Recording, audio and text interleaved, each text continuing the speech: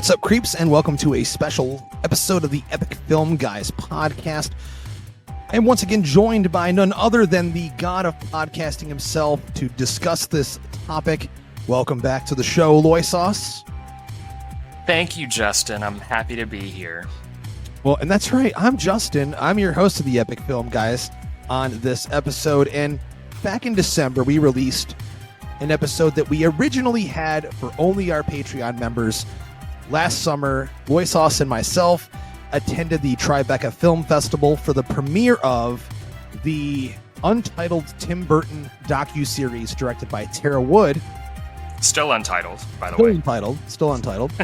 And we released that. You may as well just call it Tim Burton docuseries at this point. Just call it Tim Burton. There it is. You don't even need docuseries. Burton. I like Burton. That's got a nice... I mean, there's no other filmmaker in the history of cinema. When you say Burton, no one else thinks about anybody else. They only think of Tim Burton. Let's be very clear here. Sure.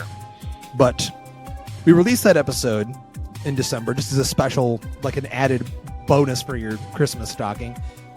But since then, we were contacted by the filmmakers and approached to view the second installment, the second episode of the docuseries.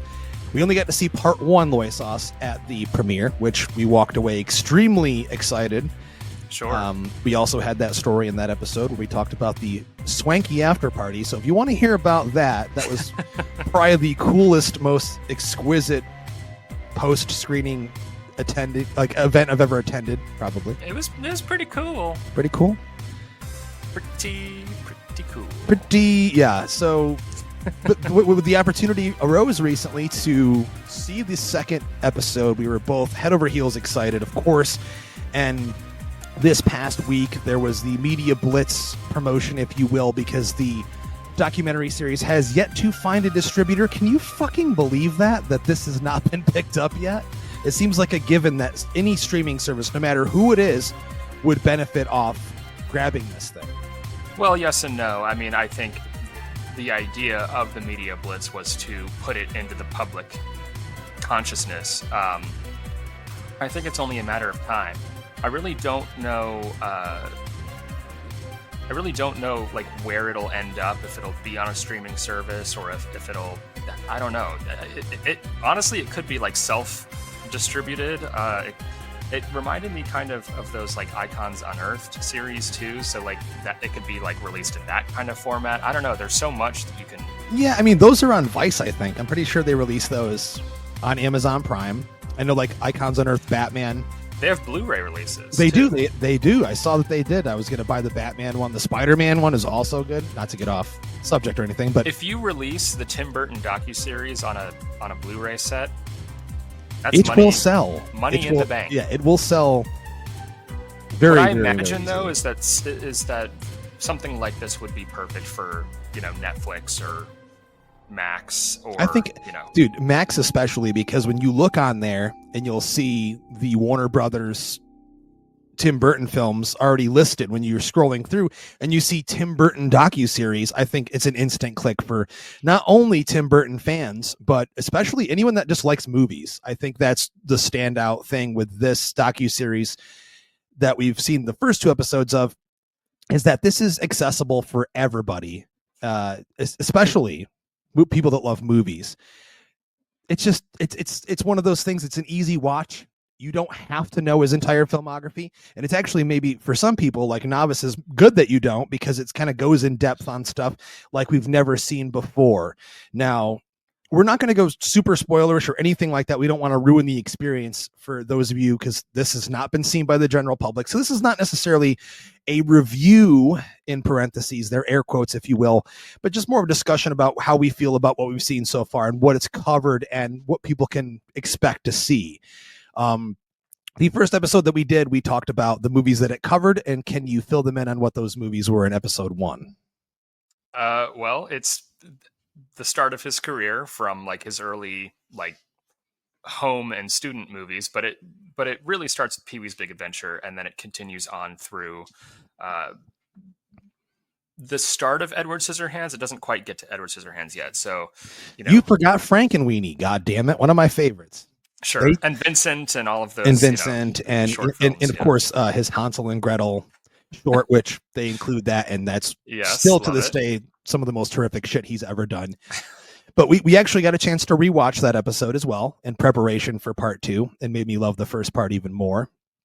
And yes, the end of the first part kind of like leaves off at the end of Batman and starts into Edward Scissorhands, and then in the second episode, it's gangbusters, man. It's literally a huge bomb. It's like boom, and like we have Ed Wood, Edward Scissorhands, and Batman Returns, and we have The Nightmare Before Christmas, all kind of packed into one episode. And it's I will say very honestly, it's very hard to juggle all of those in one episode because they're all so iconic. I think from a fan perspective, each one of those individual movies has its specific fans, and those fans would be like, yo, dude, I want a whole series on just that one movie. Right. But much like the De Palma documentary or the Spielberg documentary that's on HBO Max, you can only spend so much time on each movie if you're trying to cover the director's entire filmography. Right. And I think it does a pretty solid job at, juggling the subjects. This second episode obviously features two of my favorite Burton movies, that being actually I would say 3 of them, with Ed Wood, and Batman Returns. Burton fans and most people, any Joe Schmo walking down the fucking sidewalk and here in Winchester, Virginia, smoking a cigarette, probably know that Tim Burton did not direct The Nightmare Before Christmas. It just has the title. You'd be surprised. Tim Burton's The Nightmare Before Christmas, because he produced it. It was his concept. It was his baby, but it was, and as a result, well, it's entirely possible that because Burton did not direct The Nightmare Before Christmas, the documentary does not spend a whole lot of time on Nightmare. Not really that much time at all. Well, fans might be disappointed with that. Sure. Which I understand. It would have been nice, not to bury the lead here, but it would have been nice to have Henry Selick interviewed about the film. I totally agree. He is the director. There is a curious portion, because we watched what I consider probably an unfinished cut, because there's still a time code on the version that we watched. And also there's a portion where it shows some behind the scenes stills of Henry Selick on the set of The Nightmare Before Christmas. Isn't there an audio voiceover as well? An audio clip? Though there isn't an audio clip. There's a little subtitle that says "Voice of Henry Selick."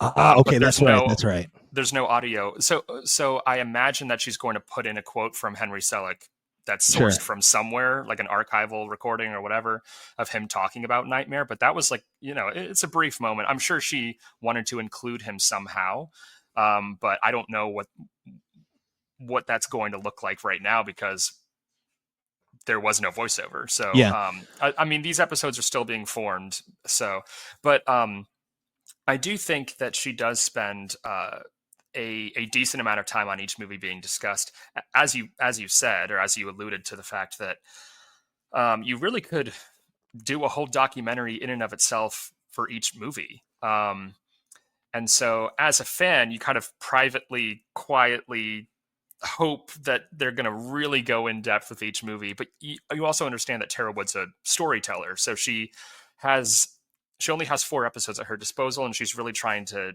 do kind of an overarching examination of him as an artist, not a in-depth deep dive on each one of his movies. Absolutely. So yeah. And your expectations kind of have to be adjusted. And that goes for me as a fan, and also for me as a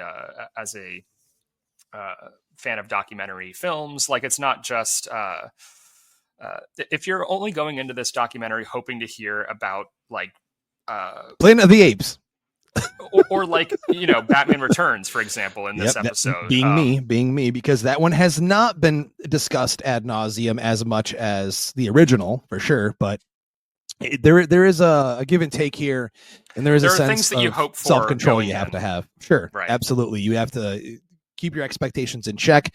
Like for me, for example, me being like, so you and I have talked about this before for years. I actually thought about putting together a Tim Burton Batman documentary myself. I was talking about doing it for years and just realizing like how much work. What authority do you have? Well, you can look at plenty of. I could give you my credentials if you want. Maybe possibly there's a couple episodes of the Epic Film Guys podcast you might want to listen to, and actually I think you're probably fucking on.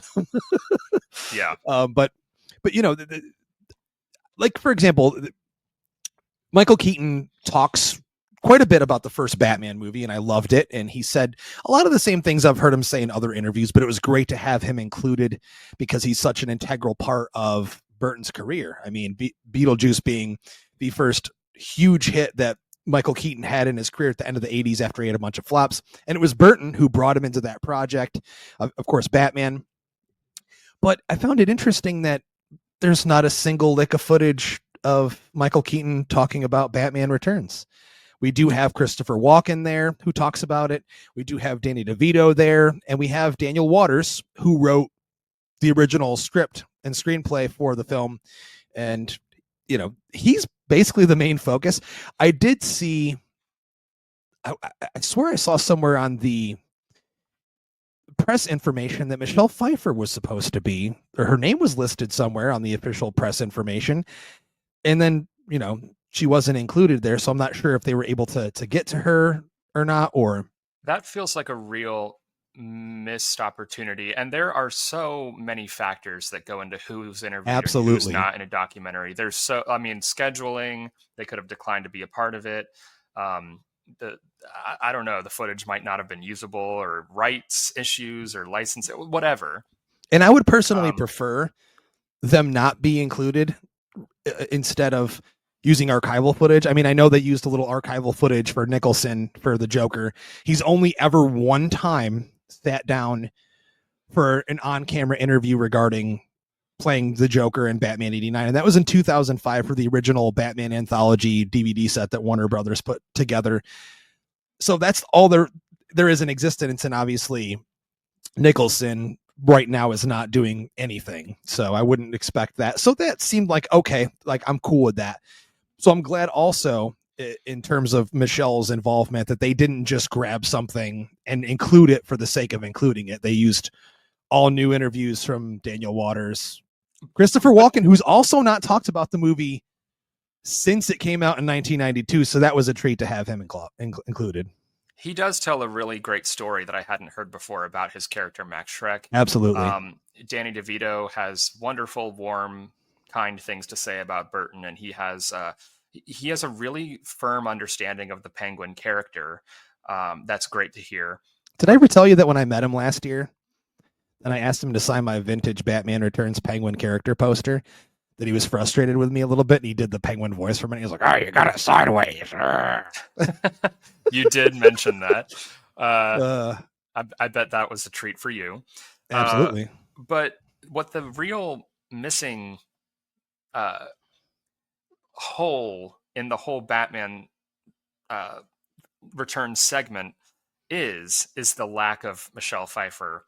And again, I'm not trying to suggest anything, because again, I know how difficult it is to get a hold of people. You know, they could have asked Michelle Pfeiffer. She could have said, absolutely not, fuck off, or whatever. Honestly, I think she probably said yes, Brian. I really do believe she probably said yes, and that's why they had it listed there.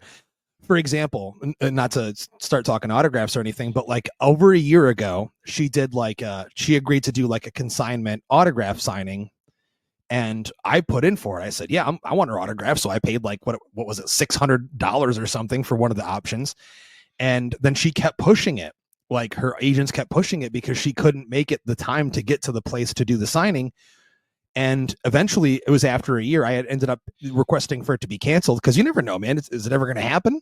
But so that in that whole year, Michelle Pfeiffer couldn't find the time just to go sign like 100 autographs or whatever it was, a couple hundred autographs, which takes a couple hours. So she's a busy person. I totally understand that. I just feel the same as you, that clearly she's like the main focus of what that movie is. She's probably the most iconic thing about that movie. And it would be great to have her included, because when you hear her talk about it in vintage interviews, she loved working with Tim. It was such an amazing experience for her. And she's still, to this day, when she talks on late night talk shows about it. She says it's one of those roles that she still holds near and dear to her heart, and like one of the best things she's ever done, like most proud of, and all of those things. So again, it didn't upset me that much, but it's conspicuous. Me being a Burton Batman fan, like that's my favorite thing in the world. It just felt like had they gotten her, it would have been like icing on the cake, man. Like that would have made my whole fucking day.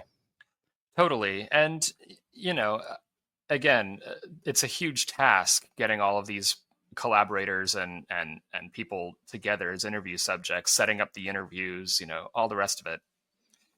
And it's great to hear from people like Daniel Waters, but it's also curious some of the inclusions.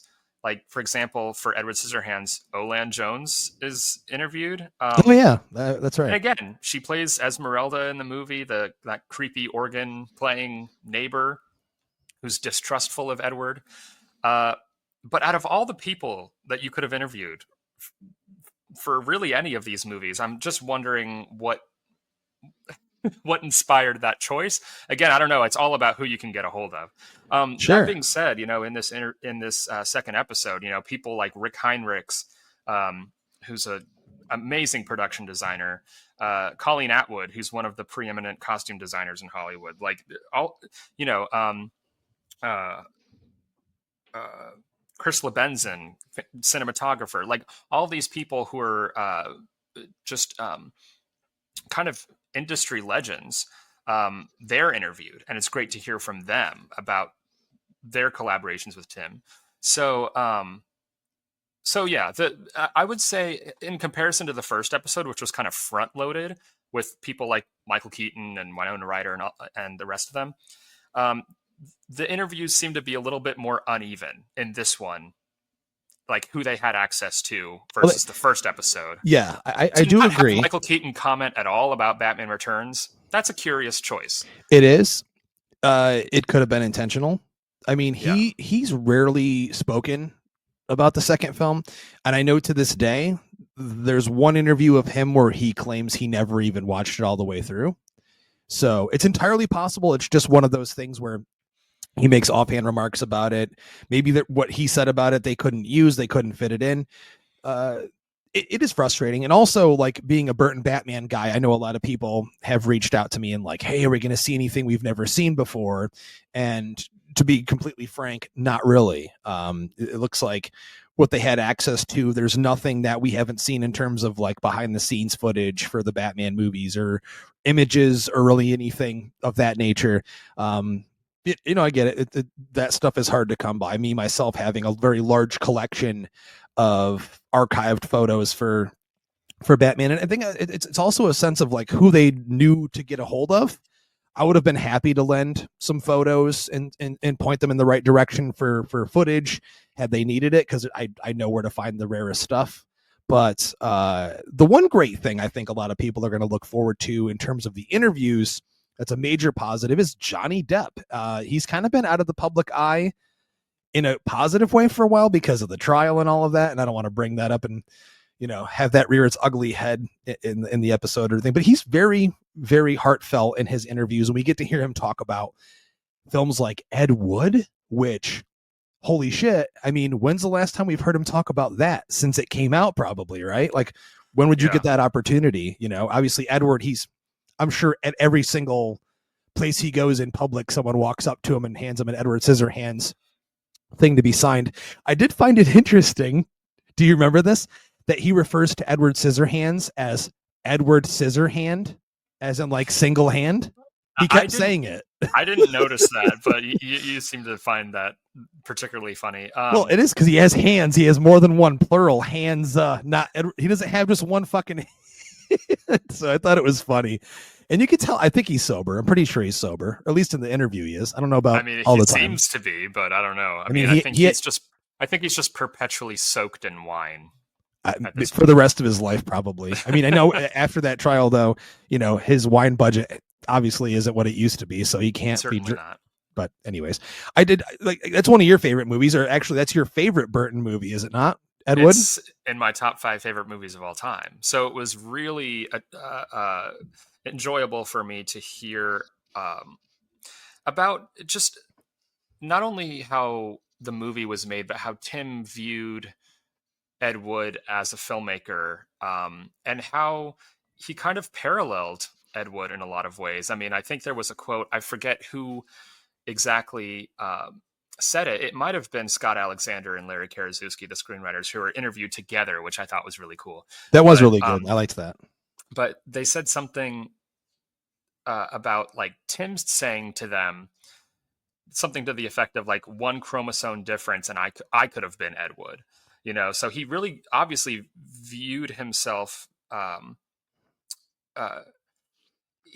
think he kind of identified with Ed Wood in a lot of ways, he and clearly that shows does. Yeah, that shows in the movie. Does. I mean, the whole thing about you know, these kind of misfit characters coming together and making a family, a little found family.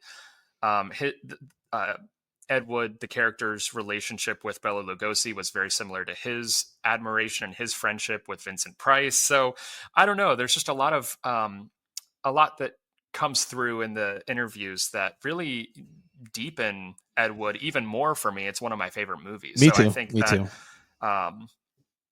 There's lots of great like behind the scenes details, like him fighting for Johnny Depp's casting as Ed Wood. They were trying to go with all sorts of other names, and Burton really had to fight for Johnny Depp, surprisingly, because I mean, back then Johnny Depp was still not a sure thing. And can you imagine that movie without him? He makes that fucking movie to me. I love his performance in that movie. Perfect performance. Bride of the Atom. The Atom. That mustache and that constant grin on his face, that shit-eating grin. I love it. God, I love that movie. I might watch it tonight. And then him, you know, making the choice to shoot in black and white, and the studio trying to use underhanded tactics to make sure that he shot in color so that they later could release it. That someday they'll be flipping through the channels and see Ed Wood in color on like TBS or some shit. Just how much he had to go to bat for that movie for it to be made exactly as it was. And it wasn't a box office hit at all.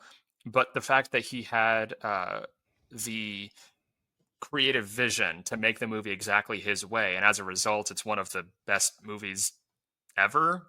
Certainly one of the best movies ever. Well, dude, also, dude, Ed Wood, Martin Landau got his head from that movie. Well deserved. So that's a huge deal. I loved his performance. It truly is Bela Lugosi. It's not a caricature at all. But even Landau being involved, no one wanted him in that movie either. So, you know, this is not an Ed Wood retrospective, but though someday we should do one. Yeah, sure. But I personally feel it's probably his most personal movie. It might be one of his most personal movies. At least Certainly. To me, Tim Burton. Certainly. Here's the thing, though. The episode ends on Ed Wood. And so we've really only gone through the first decade and a half, or really not even the first decade of his movie-making career. And we only have 2 episodes left. This is sort of the thing that kind of makes me sweat a little bit, because there are so many other movies, especially going into the 90s, into the 2000s, movies like Mars Attacks, Sweeney Todd, like movies like that I think are Sleepy Hollow, movies that I would love to get really in depth on and hear a lot of perspective on, because we're getting into the decades of some of his lesser loved movies. I mean, everyone loves Pee-wee, everyone loves Batman. I know. Well, do you remember what Tara said when we did when we had the discussion with her, the brief topic? I want to hear about Alice in Wonderland, damn it. At the after party back after Tribeca, she made it a point to be like, I want to showcase all of his filmography and prove, in a sense, she didn't use the word prove, but, you know, show people that his movies that a lot of people consider lesser are actually as good as some of the other ones. Big Fish, are you kidding me? Well, Big Fish is one of his best movies. It's a fucking masterpiece. Well, sure, but like, you know, I want to hear about some of these movies, like Planet of the Apes. Like, what happened with that movie?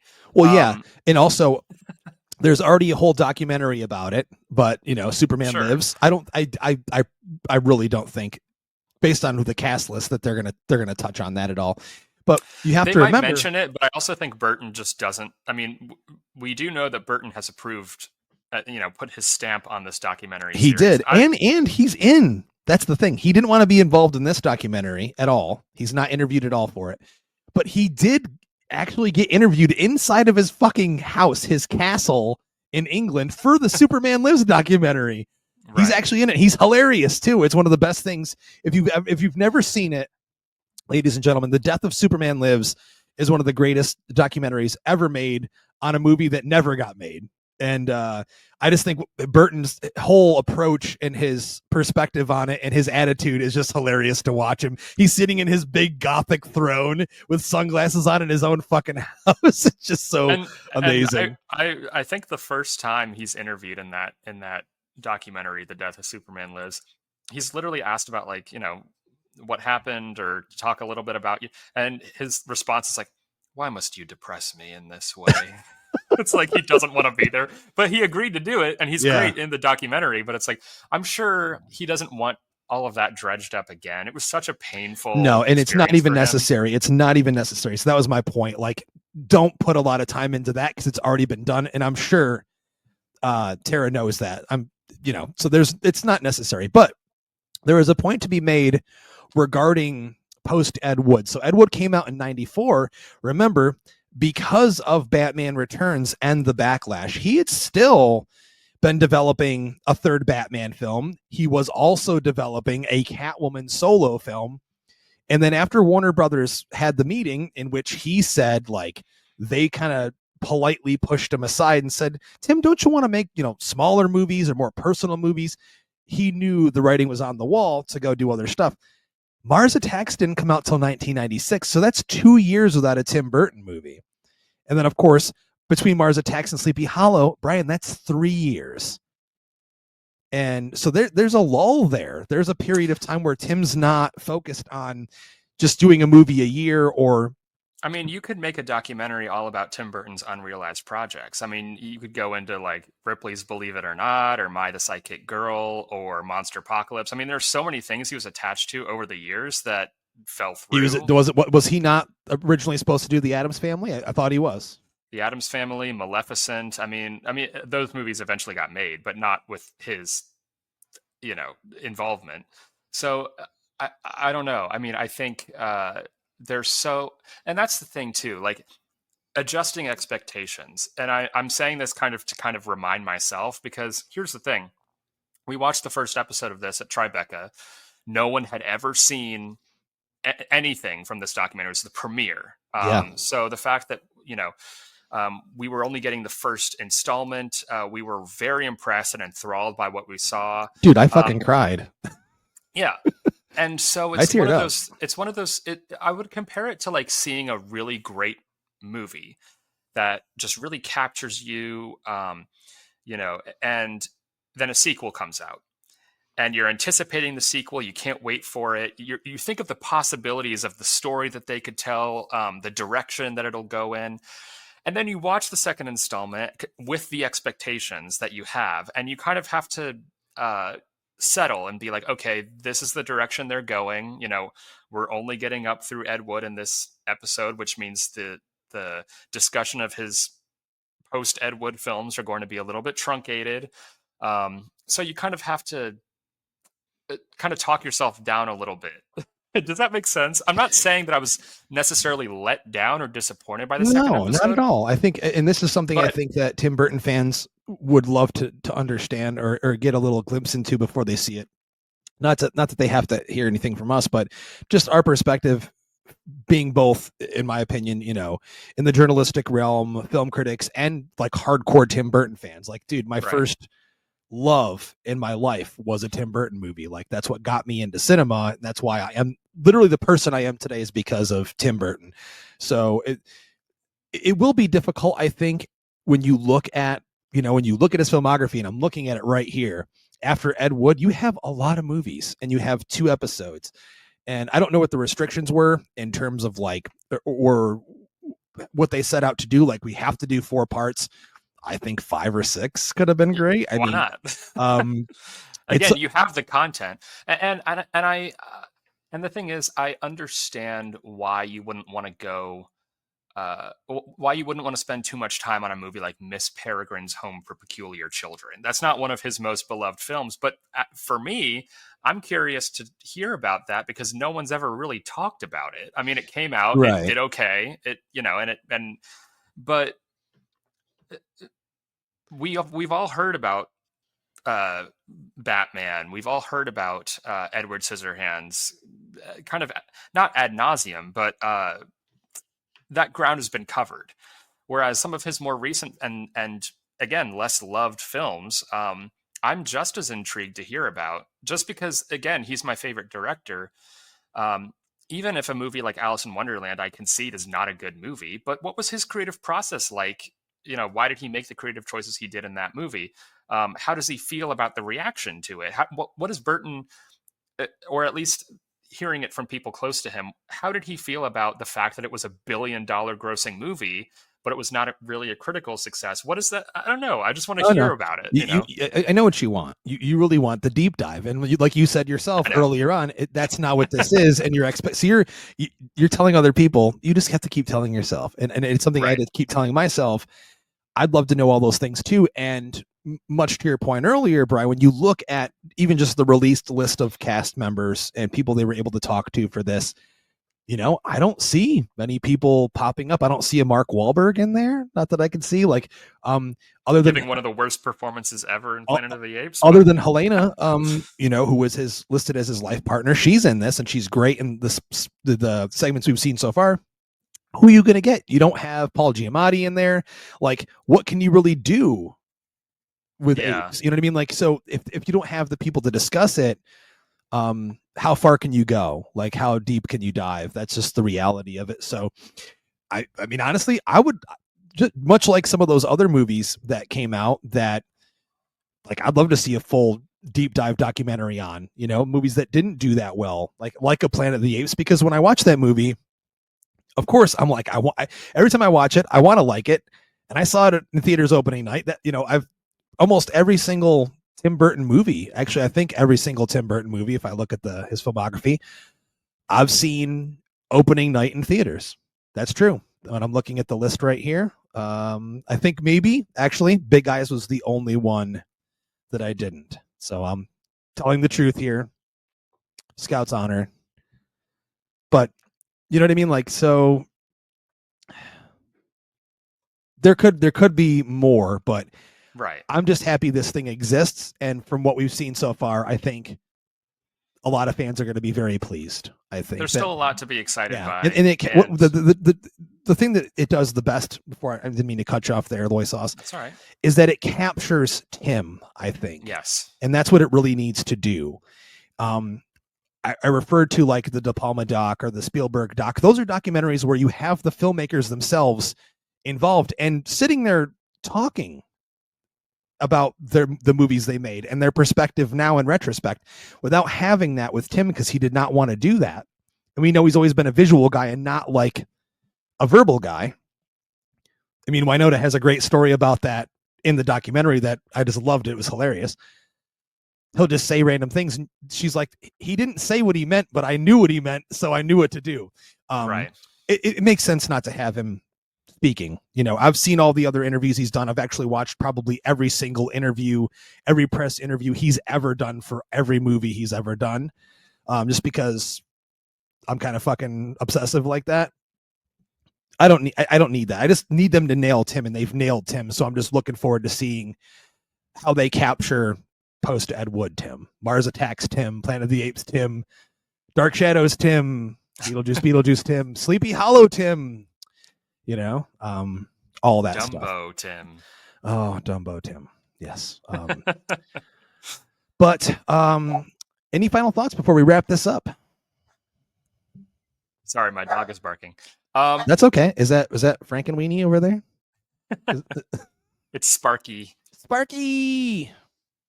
No, to your point, I think what this documentary needed to do from the outset is have an understanding of who Tim Burton is, not merely as an artist, but as a person. And there's definitely, in this second episode, a real driving home of the fact that Tim Burton gives people like the courage and the comfort to be exactly who they are. I mean, there's a lot of, they even go into it in this episode, in addition to the first when they're talking about his childhood, but his whole,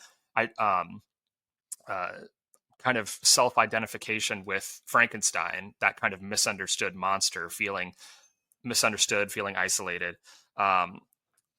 kind of that like boy from the Burbank Lagoon kind of thing, and the tragedy of that, but also the power in that to, you know, create art exactly the way you want to, express yourself exactly the way you want to. There's something so like strange and powerful about that idea, and I mean, it's just pure Burton, and that's what the documentary conveys. So I mean, I applaud Tara Wood, and I'm very excited to see Absolutely. what she has next, has in store for these next couple episodes. Again, I wish it would last longer. I wish there were more, but it is what it is, and we enjoy what we have while we have it. And really, what our goal is for us to make as much noise about this as possible, so that it reaches as wide an audience as possible.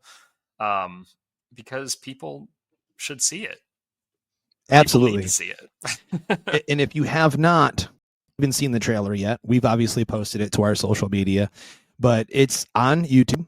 Check that out and make sure you give it a watch. Gives a nice little glimpse into what you can expect, and spread the word. This does need to find a distributor, and I have actually had a handful of people reach out to me thinking I'm directly involved with the thing, and I'm like, nope.